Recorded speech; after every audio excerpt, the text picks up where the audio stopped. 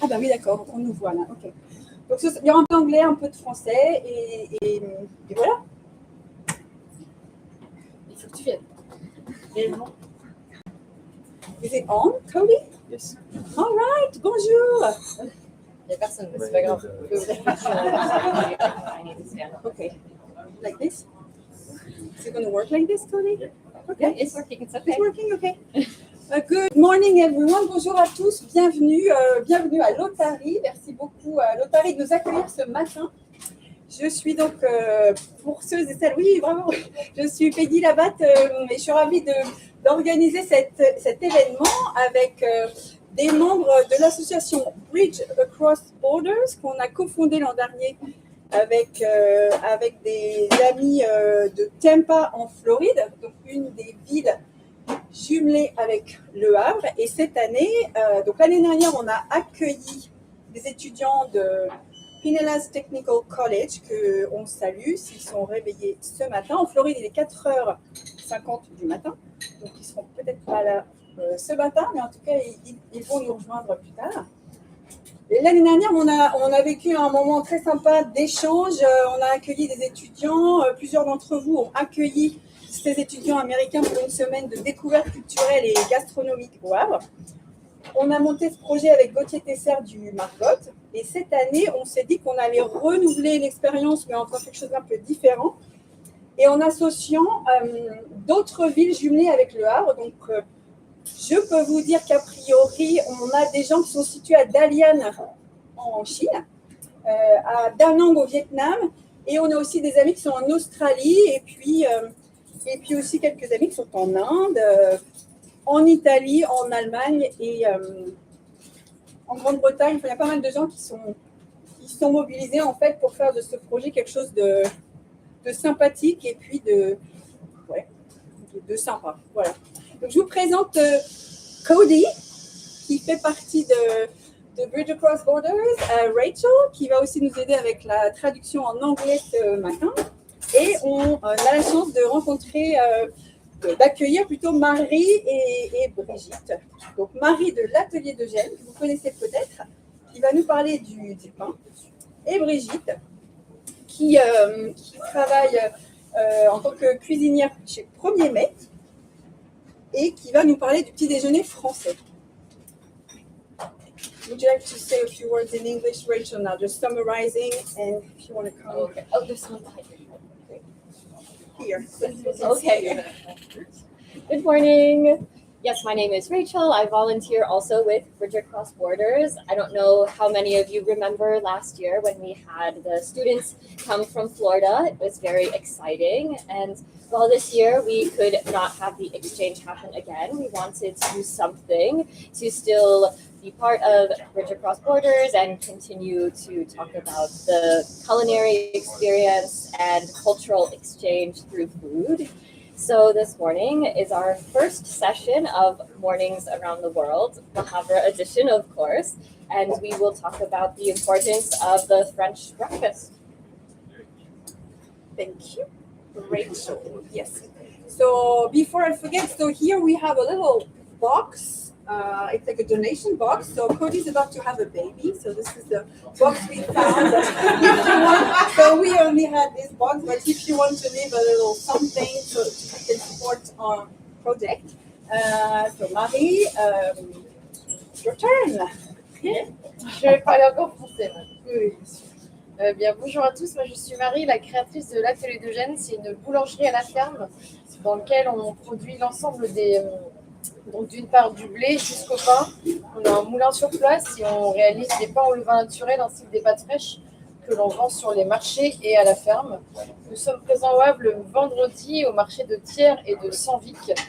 Et donc voilà, moi je suis très heureuse. L'année dernière, j'ai reçu des Américains et ça a été une après-midi folle avec Peggy et Cody qui étaient venus et on avait passé un super bon moment où ils avaient découvert la production du pain. Voilà, donc vous allez pouvoir dégoûter des petites choses qui sont ici. Donc voilà, nous on fait des miches aujourd'hui qui vont se garder peut-être une semaine à peu près.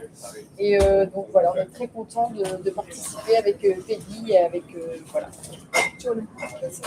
Okay, so just for our American friends or English-speaking friends around the world, so as you probably all understood, Marie and her family have l'atelier d'Eugène, and they produce their own wheat. They produce their own flour, and then they bake their own bread, which is kind of cool, right? Because we have all this, and everybody's been enjoying this for how many years? 3 years. 3 years. So on the market, in the countryside, here in Le Havre, and that's why we're very happy to have Marie with us this morning. Last year, yes, we visited the bakery for the first time, and it was just amazing. So it's in Épreville near Fécamp. But Marie comes here once a week, but her brother's in Saint-Luc, like you said. So you'll discover this beautiful loaf of sourdough bread, c'est ça? Sourdough bread. Sourdough bread. What is this for people who are away and don't know that? Pain au chocolat. Pain au chocolat. Yes, of course. How do you call that in English? It's very controversial. Some people in the United States will call it a chocolate croissant, but of course here in France we know that does not exist, right? So it is a pain au chocolat. Chocolate croissant, no. Pain au chocolat. Okay, what is this, Marie? Cinnamon rolls. I'm so tired. Cinnamon A rolls. cinnamon roll. Yeah, it's the same in the US. Same in the US. So, that's Pain au lait. Bread of milk. so how do you? Very specific, right? Yes, we have milk bread in the US, but I think it is special here.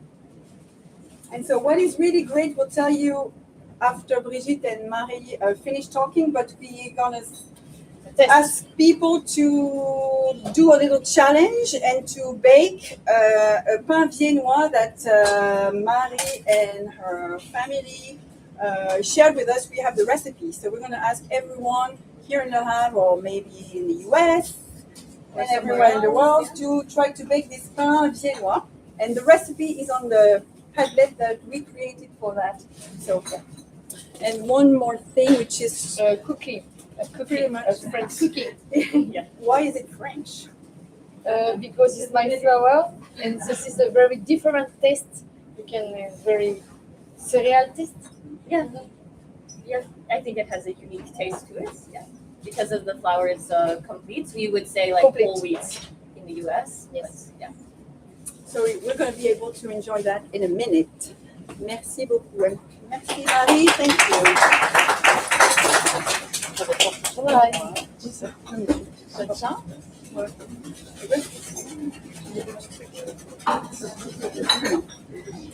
Bonjour, donc moi je suis Brigitte Sondac, je suis la créatrice de Premier Mai qui est une structure de catering en anglais. Catering traiteur.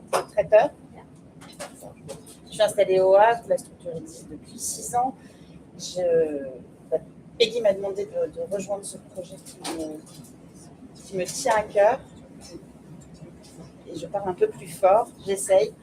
Donc voilà, première étape, on a parlé de créer cet événement autour d'un petit déjeuner. Je ne vais pas faire une très très longue histoire du petit déjeuner à la française. Il a la spécificité par rapport aux autres d'être un petit déjeuner plutôt sucré. Après, l'histoire du petit déjeuner est intéressante en soi.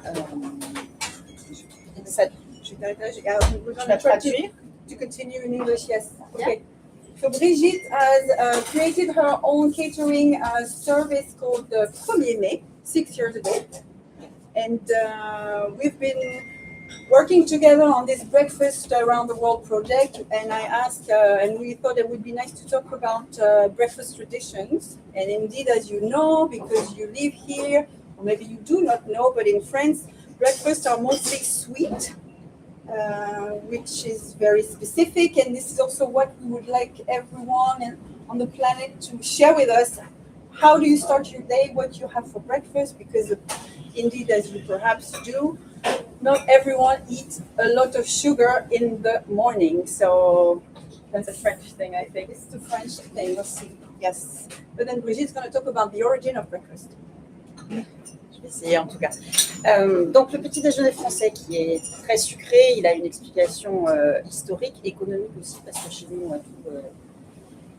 dans le monde en tout cas, tout passe par l'économie. Pourquoi on a beaucoup de sucre? En fait, on a beaucoup de sucre parce que la France a décidé de développer la canne à sucre et donc la demande se faisant forte en sucre, on a développé des plantations de canne à sucre et ainsi de suite. C'est avant tout un modèle économique qui fait que chez nous, on est plus dans le petit déjeuner sucré que dans d'autres pays. Le petit déjeuner après tourne autour de 3 boissons. C'est surtout ça en fait qui a donné la notion de petit déjeuner. 3 boissons qui sont ultra mondialisées. On a le café, le thé, le chocolat qui viennent de 3 continents différents. Donc ça aussi, la consommation de ces boissons-là, en fait, à partir du 18e, 19e siècle, on va dire, a installé la consommation de pain, puis de confiture, tous les mets sucrés qu'on connaît. Que dire encore Donc ça, c'est la première chose, l'arrivée de ces boissons qui a fait qu'on a commencé à avoir ce repas du matin. L'autre paramètre qui a fait qu'on a installé le petit déjeuner, c'est qu'à un moment est arrivé un formidable objet qui s'appelle le réveil matin, qui est arrivé parce qu'il fallait aller à l'usine à heure fixe, produire à heure fixe, et à partir du moment où les gens se sont levés à heure fixe avec le réveil matin, il a bien fallu qu'ils mangent le matin pour tenir longtemps jusqu'à la première pause. Je m'arrête pour traduire. Maybe yes, I mean for people, yes. So we're going to try to. No, okay. Do you want to do it? Okay. Translate what? No. Okay. So what I remember from what Brigitte said is that because in France the economy, of course, and maybe everywhere, yes, is the most important thing to make people happy. I don't know. So because of sugar cane and yes, the high demand for sugar, they actually in the 18th, 19th century decided to maybe develop sweet things for breakfast, right? And then you mentioned, of course, the three most famous drinks, including tea, coffee, and hot chocolate. Yes, sir. Thank you. Yes, maybe you could tell me if I forgot anything, Marie-Claude. No, I think you got it. Yeah? Okay. Can you hear us well? Yeah? Okay, great. Good. And after that, it was the invention of the clock. Oh, yeah, the clock. That was Of course. helping people get being awakened in time to go to work. Yes. And then it was way to breakfast. So that's where the word comes in. Yeah, breakfast. Yes, the origin of the word. Yes. Déjeuner. Déjeuner. And so indeed, for friends who are away, yes, the invention of the clock, the alarm clock, where everybody had to use to go to work on time. The idea was to eat a lot to make sure that we would be as productive as possible. So all these contributed to the creation of le petit déjeuner. Donc ma présence aujourd'hui, moi je suis cuisinière, je n'ai pas une grande part le matin au petit déjeuner. Je travaille plus des boulangers ou des pâtissiers et des pâtissiers. Moi j'ai choisi de partir sur, ce matin je vous ai juste préparé un fromage frais avec des herbes et de l'échalote qui est une part salée parce que je pense qu'aujourd'hui le petit déjeuner qui a toujours été une affaire mondialisée puisque les boissons les premières sont issues de la mondialisation, mais comme aujourd'hui le petit déjeuner de plus en plus en fait tend à devenir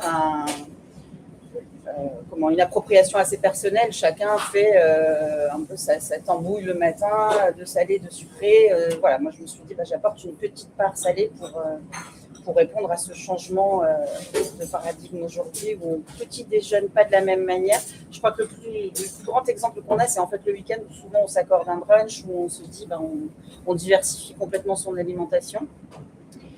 L'autre part, c'est que j'ai envoyé à Peggy des recettes de granola parce que ça répond aussi à un souhait actuel où les gens partent aussi dans un truc un peu sain, à se dire on casse cette idée du petit déjeuner beaucoup trop sucré.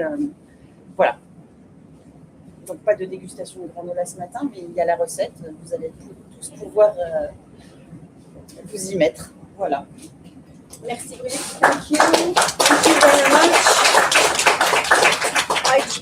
I just want to translate what Brigitte said about how breakfast has changed, routines have changed over time, and so that's why Brigitte this morning prepared fresh cheese, I would say, with shallots and chives, so that it can bring a savory touch to what we usually have for breakfast. What else did you say, Brigitte? Yes, now everybody, basically, I know that most of you eat perhaps specific things for breakfast, but everybody is free to maybe enjoy indeed a brunch when you have more time, or try different US sort of or British sort of dishes that are offered. And so we are very happy to be able to. Thank you so much, Brigitte and Marie, to have prepared these. So we hope that you can eat. Unfortunately for you guys who are not with us, you won't be able to try them, but you'll be able to try the Marie's recipe and Brigitte's granola recipes that we uploaded on our Padlet. And yes, but for those who are here this morning, please, we eat as much as possible because we have a lot of food. Yes, you want to add anything? Yes. Oh, yes. So, like I said in the beginning, we're hoping for this to be a series of mornings around the world.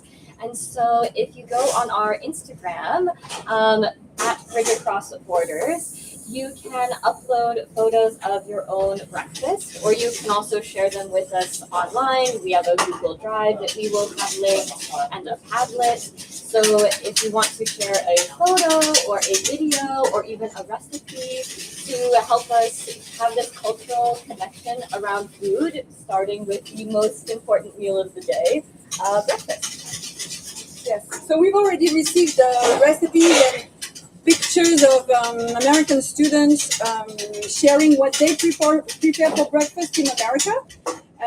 So yes, it would be very nice. Like here in Le Havre, guys, we have people from all over, like India. We have friends from Yemen. We have friends from Vietnam, Spain, and there's a nice video of our friends over there. Olivia, you prepared a Spanish breakfast with your parents.